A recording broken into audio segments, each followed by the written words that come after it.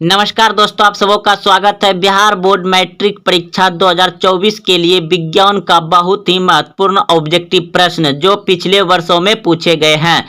तो पहला प्रश्न है, प्रकाश संश्लेषण की क्रिया होती है। प्रकाश संश्लेषण की क्रिया होती है। आपके सामने 4 ऑप्शन है। अगर आप पहले से जान रहे हैं तो कमेंट में उत्तर जरूर दें। तो प्रकाश संश्लेषण की क्रिया होती है। प्रकाश संश्लेषण की क्रिया हरे पौधे में होती है। हरे पौधे में, तो ऑप्शन नंबर सी बिल्कुल सही है। प्रकाश संश्लेषण की क्रिया कहाँ होती है? हरे पौधे में। ऑप्शन नंबर सी सही है। अगला प्रश्न है आपका 2 नंबर, ग्लूकोज के एक अणु में ऑक्सीजन के कितने परमाणु होते हैं? ग्लूकोज के एक अणु में ऑक्सीजन के कितने परमाणु होते हैं? यह प्रश्न भी आप देख रहे हैं कि 2019 में पूछे गए हैं। तो इस प्रश्न का उत्तर हो जाएगा आपका ऑप्शन नंबर बी बिल्कुल सही है। 6 होते हैं। ग्लूकोज के एक अणु में ऑक्सीजन के 6 अणु होते हैं और ग्लूकोज का सूत्र क्या होता है? C6H12 और O6। C6H12O6 होता है ग्लूकोज का रासायनिक सूत्र। तो चलिए दोस्तों, तो यहाँ आप देख रहे हैं कि ऑक्सीजन का कितना होता है? 6। अब अगला प्रश्न है किस खाद्य पदार्थ से हमें उचित मात्रा में आयोडीन प्राप्त हो सकता है? किस खाद्य पदार्थ से हमें उचित मात्रा में आयोडीन प्राप्त हो सकता है? ऑप्शन ए चीनी, ऑप्शन बी चावल, ऑप्शन सी नमक, ऑप्शन डी इनमें से कोई नहीं।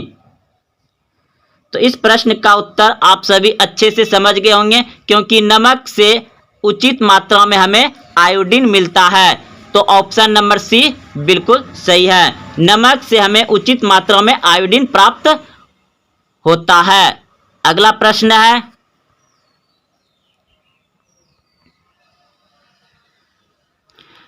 है मनुष्य और अन्य मांसाहारी जीव निम्नलिखित में किसका पाचन नहीं कर पाते?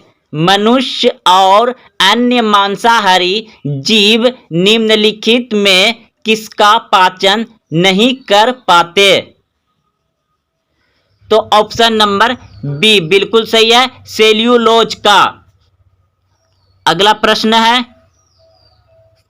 5 नंबर प्रश्न है, निम्न में से परजीवी पादप का उदाहरण क्या है?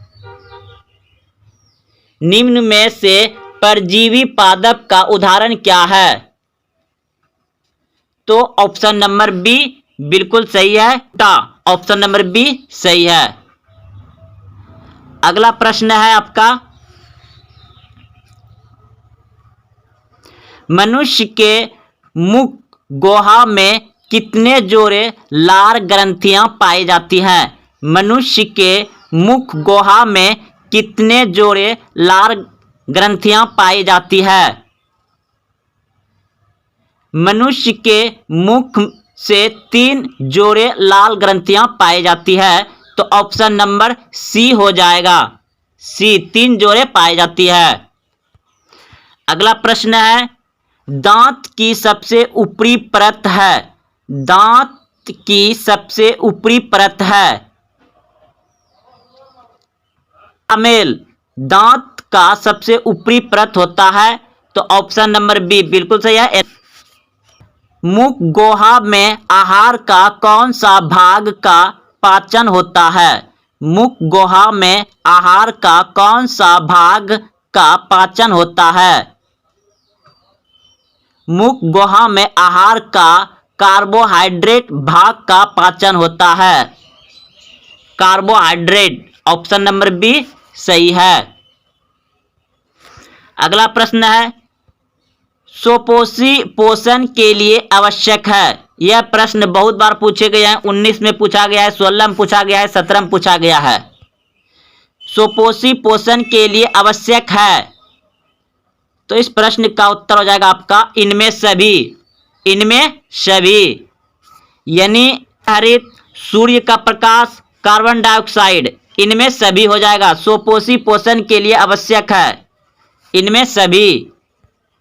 प्रकाश संश्लेषण क्रिया में ऑक्सीजन बाहर निकालता है। तो इस प्रश्न का उत्तर हो जाएगा आपका ऑप्शन नंबर बी, बिल्कुल सही है। CO2 से प्रकाश संश्लेषण की क्रिया में वायुमंडलीय CO2 का ही निस्त्रीकरण होता है। अगला प्रश्न है, मैग्नीशियम पाया जाता है, मैग्नीशियम पाया जाता है। तो क्लोरोफिल में मैग्नीशियम पाया जाता है, ऑप्शन नंबर ए सही है। मैग्नीशियम कहाँ पाया जाता है? क्लोरोफिल में। अगला प्रश्न है, क्लोरोफिल वर्णक का रंग है, क्लोरोफिल वर्णक का रंग है। तो इस प्रश्न का उत्तर हो जाएगा आपका ऑप्शन नंबर ए, बिल्कुल सही है, हरा। सभी हरे पौधे में हरित लवक नामक संरचना पाई जाती है, जिसमें एक विशेष किस्म का हरे रंग का वर्णक वर्णहरित या उपस्थित रहता है।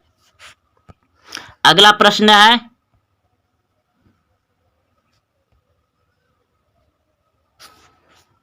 है, कवक में पोषण की कौन सी विधि है? कवक में पोषण की कौन सी विधि है?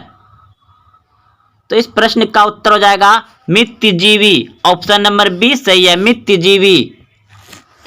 अगला प्रश्न है, सरीगली चीजों पर पोषित होने वाले पौधे क्या कहलाते हैं? सरीगली चीजों पर पोषित होने वाले पौधे क्या कहलाते हैं? तो इस प्रश्न का उत्तर हो जाएगा आपका ऑप्शन नंबर बी, बिल्कुल सही है, मित्यजीवी कहलाता है। अगला प्रश्न है, पत्तियों में गैसों का आदान प्रदान कहाँ होता है? पत्तियों में गैसों का आदान प्रदान कहाँ होता है? तो ऑप्शन नंबर बी सही है, रंध्र में होता है। पत्तियों की बाह्य त्वचा की रंध्र कोशिकाओं के मध्य एक छिद्र होता है, जिसे रंध्र कहते हैं। रंध्र से वायुमंडल का CO2 युक्त वायु पत्तियों के भीतर कोशिकाओं में विसरण द्वारा पहुंचाता है। तो आप लोग समझ गए होंगे अच्छे से। अगला प्रश्न है, शरीर की सबसे बड़ी ग्रंथि कौन है? शरीर की सबसे बड़ी ग्रंथि कौन है? तो यकृत, ऑप्शन नंबर सी सही है। शरीर की सबसे बड़ी ग्रंथि कौन है? यकृत। यह शरीर की सबसे बड़ी ग्रंथि है जो पित्त का स्राव करता है, वह जटिल वसा का विखंडन करता है, यकृत। अगला प्रश्न है,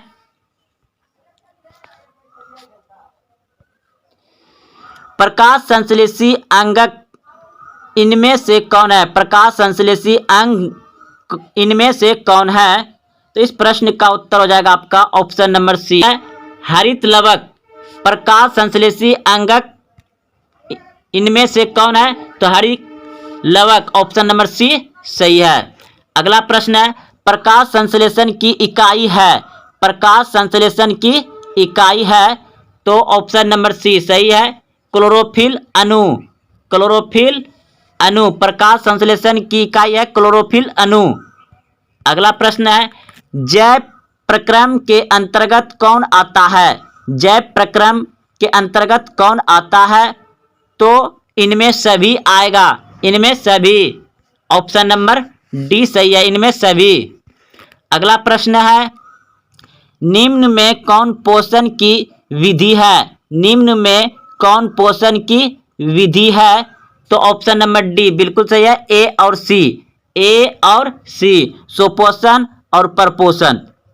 तो दोस्तों यह सभी प्रश्न बहुत महत्वपूर्ण है, क्योंकि यह ऐसे ही बिल्कुल प्रश्न आपको बिहार बोर्ड मैट्रिक परीक्षा विज्ञान में पूछे जाएंगे।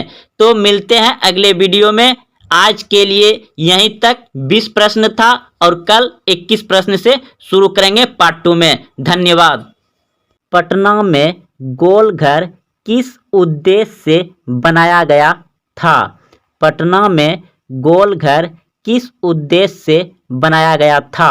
ऑप्शन ए सैनिक रखने के लिए, ऑप्शन बी अस्त्र शस्त्र रखने के लिए, ऑप्शन सी अनाज रखने के लिए, ऑप्शन डी पूजा करने के लिए। अगर आप पहले से जान रहे हैं तो कमेंट में उत्तर जरूर बताएं। तो इस प्रश्न का उत्तर अगर आप सी सोचे थे तो बिल्कुल सही सोचे हैं। अनाज रखने के लिए पटना में गोलघर बनाए थे। अगला प्रश्न है, गोलघर का निर्माण कब हुआ? गोलघर का निर्माण कब हुआ? आपके सामने ऑप्शन है। अगर आप ऑप्शन सी सोच रहे थे बिल्कुल सही सोचे हैं। 1786 ईस्वी में पटना में गोलघर का निर्माण हुआ था, 1786 ईस्वी में। अगला प्रश्न है, गोलघर कहाँ है? तो पटना में है। ऑप्शन नंबर बी सही है। अगला प्रश्न है, सबसे बड़ा पशु मेला का आयोजन किया जाता है? सबसे बड़ा पशु मेला का आयोजन किया जाता है। ऑप्शन ए सोनपुर में, ऑप्शन बी हाजीपुर में, ऑप्शन सी बक्सर में, ऑप्शन डी भागलपुर में। तो बताइए सबसे बड़ा पशु का मेला कहाँ लगता है? तो दोस्तों ऑप्शन नंबर ए बिल्कुल सही है, सोनपुर में लगता है, जो कि विश्व का सबसे बड़ा पशुओं का मेला कहाँ लगता है? सोनपुर, बिहार में। अगला प्रश्न है, निम्न में कौन सा जलप्रपात नवादा जिले में अवस्थित है? तो आपके सामने ऑप्शन है। तो इस प्रश्न का उत्तर हो जाएगा ऑप्शन नंबर ए बिल्कुल सही है। दोस्तों अगर आप नए आए हैं तो चैनल को सब्सक्राइब करें और अपने दोस्तों में शेयर करें। बिल्कुल ऐसे ही प्रश्न आपको हूबहू बिहार बोर्ड मैट्रिक परीक्षा सामाजिक विज्ञान में मिलेंगे। तो अगला प्रश्न है आपका,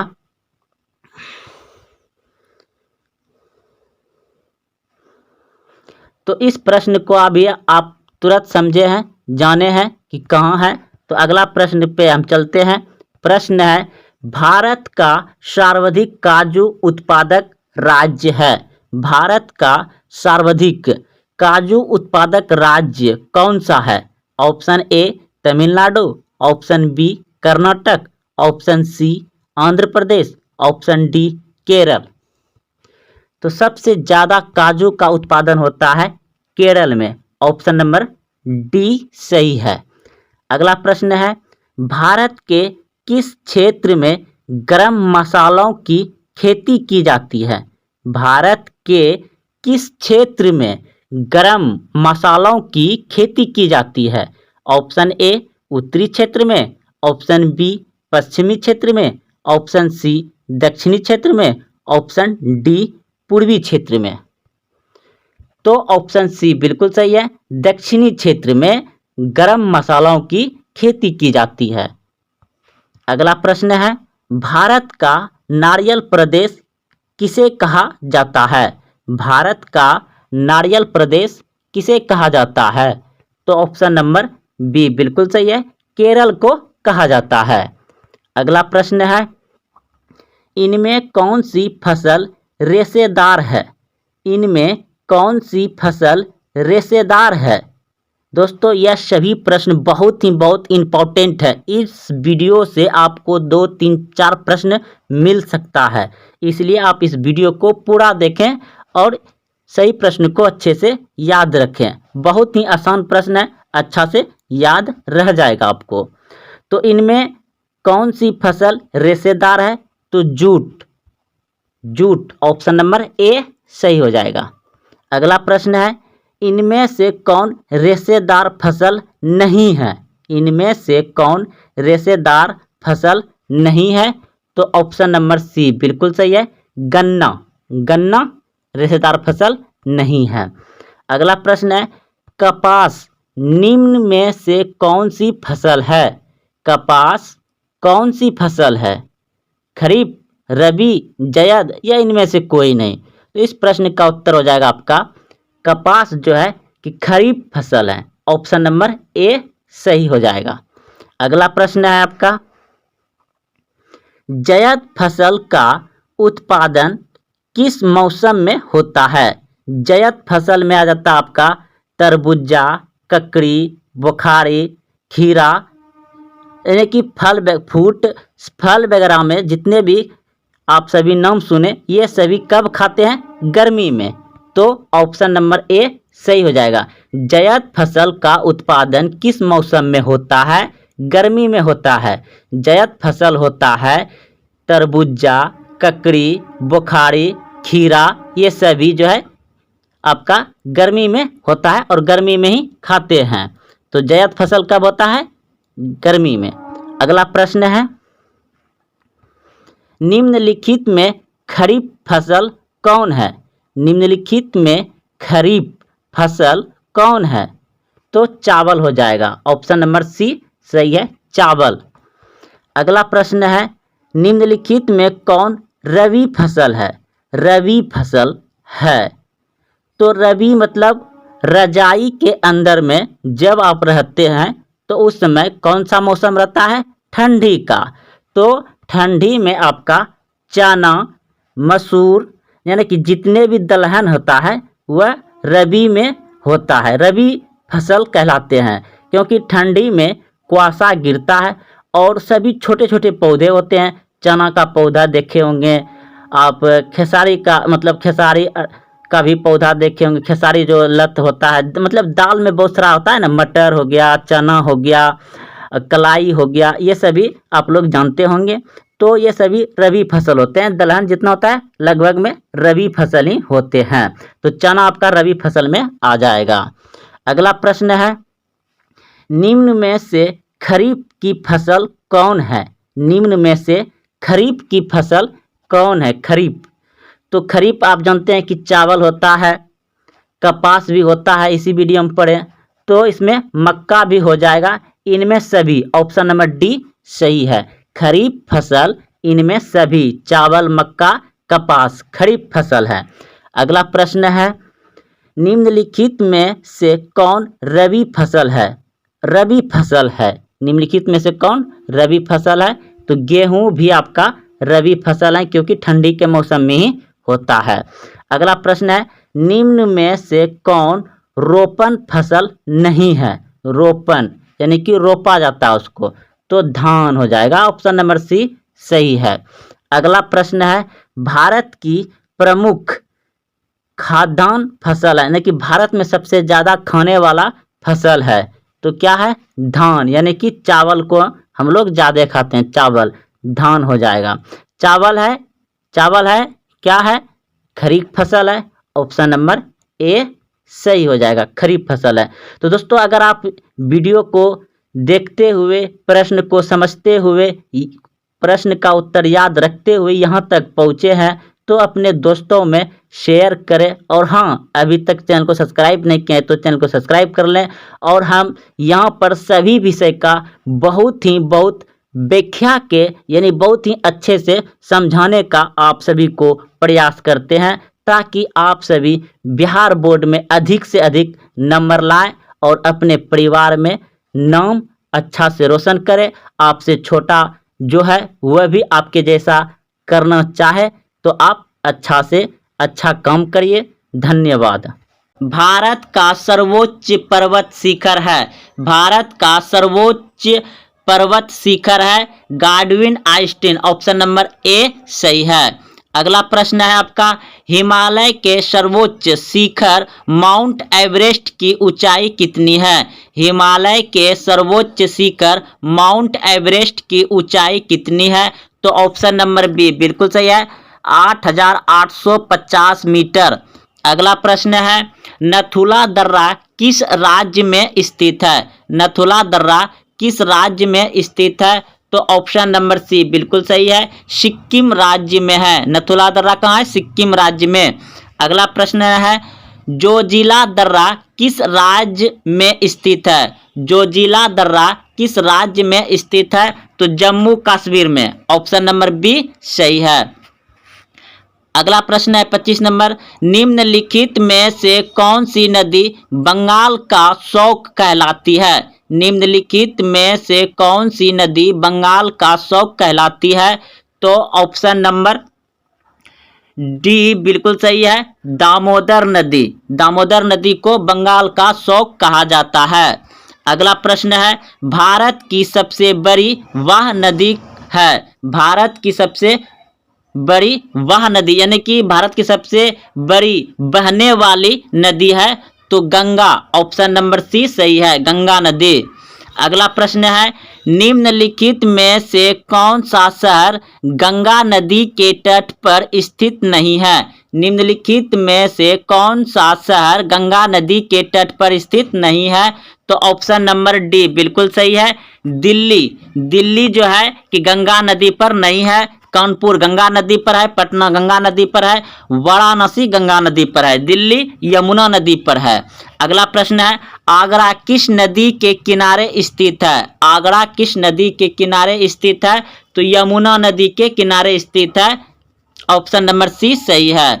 अगला प्रश्न है 29 नंबर प्रश्न है, सूरत किस नदी के तट पर स्थित है? सूरत किस नदी के तट पर स्थित है? तो ताप्ती नदी पर, ऑप्शन नंबर बी सही है। अगला प्रश्न है, जमशेदपुर किस नदी के तट पर स्थित है? जमशेदपुर किस नदी के तट पर स्थित है? तो गोमती नदी पर, ऑप्शन नंबर ए बिल्कुल सही है, गोमती नदी पर। अगला प्रश्न है आपका, नासिक किस नदी के तट पर स्थित है? नासिक किस नदी के तट पर स्थित है? तो गोदावरी नदी पर, गोदावरी नदी पर नासिक स्थित है। अगला प्रश्न है, भारत का सबसे ऊंचा बांध कौन सा है? भारत का सबसे ऊंचा बांध है टिहरी बांध, ऑप्शन नंबर डी सही है, टिहरी बांध भारत का सबसे ऊंचा बांध है। अगला प्रश्न है, भारत का सबसे लंबा बांध कौन सा है? भारत का सबसे लंबा बांध कौन सा है? तो हीराकुंड बांध भारत का सबसे लंबा बांध है, ऑप्शन नंबर सी सही है। अगला प्रश्न है, टिहरी बांध किस राज्य में स्थित है? टिहरी बांध किस राज्य में स्थित है? तो उत्तराखंड में, ऑप्शन नंबर सी सही है। हीराकुंड बांध किस राज्य में है? हीराकुंड बांध किस राज्य में है? उड़ीसा में है, ऑप्शन नंबर ए सही है।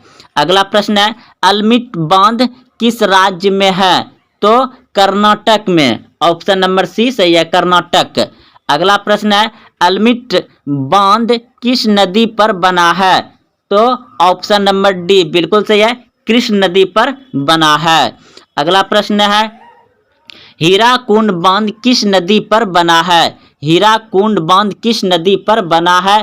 तो महान नदी पर, ऑप्शन नंबर डी सही है। अगला प्रश्न है, भारत की सबसे बड़ी मीठे जल की झील कौन सी है? भारत की सबसे बड़ी मीठे जल की झील कौन सी है? तो ऑप्शन नंबर बी बिल्कुल सही है, बुलर झील, बुलर झील, ऑप्शन नंबर बी सही है। अगला प्रश्न है, चिल्का झील किस राज्य में स्थित है? चिल्का झील किस राज्य में स्थित है? तो उड़ीसा में, ऑप्शन नंबर सी सही है। अगला प्रश्न है, लूनार झील, लूनर झील किस राज्य में है? तो महाराष्ट्र में, ऑप्शन नंबर सी सही है। भारत का सबसे ऊंचा जलप्रपात जोगयगरतप्पा जलप्रपात किस राज्य में है? तो कर्नाटक में, ऑप्शन नंबर ए सही है, कर्नाटक में। अगला प्रश्न है, शिव समुद्रम जलप्रपात किस नदी पर है? शिव समुद्रम जलप्रपात किस नदी पर है? तो कावेरी नदी पर, ऑप्शन नंबर डी सही है, कावेरी नदी। अगला प्रश्न है, भारत में प्रथम बहुउद्देशीय नदी घाटी परियोजना का निर्माण किस नदी पर किया गया है? तो ऑप्शन नंबर हो जाएगा आपका बी बिल्कुल सही है, दामोदर नदी, दामोदर नदी पर। अगला प्रश्न है, पेरियर जल विद्युत परियोजना किस राज्य में है? पेरियर जल विद्युत परियोजना किस राज्य में है? तो केरल में, केरल में। पेरियर जल विद्युत परियोजना किस राज्य में है? केरल में। सरदार सरोवर परियोजना किस नदी पर है? सरदार सरोवर परियोजना किस नदी पर है? तो नर्मदा नदी पर। ऑप्शन नंबर सी सही है। सलाल परियोजना स्थित है? तो जम्मू कश्मीर में। सलाल परियोजना कहाँ स्थित है? जम्मू कश्मीर में। ऑप्शन नंबर बी सही है। अगला प्रश्न है, भाखड़ा नांगल एक संयुक्त परियोजना है। भाखड़ा नांगल एक संयुक्त परियोजना है, तो यह है option number C Himachal Pradesh, Haryana, Punjab. Himachal Pradesh, Haryana, Punjab. अगला प्रश्न है, भारत में सर्वाधिक वर्षा वाला स्थान। भारत में सर्वाधिक वर्षा वाला स्थान तो मौसिनराम, मेघालय। मौसिनराम में ज़्यादा वर्षा होता है। प्रश्न है, वर्षा की सर्वाधिक विरलता निम्नलिखित में से कहाँ पाई जाती है? तो ऑप्शन नंबर बी बिल्कुल सही है, जैसलमेर में। अगला प्रश्न है, फूलों की घाटी। फूलों की घाटी स्थित है। फूलों की घाटी स्थित है उत्तराखंड में। ऑप्शन नंबर बी सही है। दुधवा राष्ट्रीय उद्यान कहाँ स्थित है? दुधवा राष्ट्रीय उद्यान कहाँ स्थित है? उत्तर प्रदेश में। अगला प्रश्न है, घना पक्षी विहार किस राज्य में स्थित है? राजस्थान में। अगला प्रश्न है, काजीरंगा राष्ट्रीय उद्यान में पाए जाने वाला मुख्य जंतु। काजीरंगा राष्ट्रीय उद्यान में पाए जाने वाला मुख्य जंतु है एक सींग वाला गेंडा। एक सींग वाला गेंडा। अगला प्रश्न है, रणथंभौर वन्य जीव अभयारण्य भारत के किस प्रदेश में है? तो राजस्थान में। ऑप्शन नंबर बी सही है। काजीरंगा राष्ट्रीय उद्यान किस राज्य में स्थित है? असम में। ऑप्शन नंबर ए सही है। काजीरंगा राष्ट्रीय उद्यान किस राज्य में है? असम में।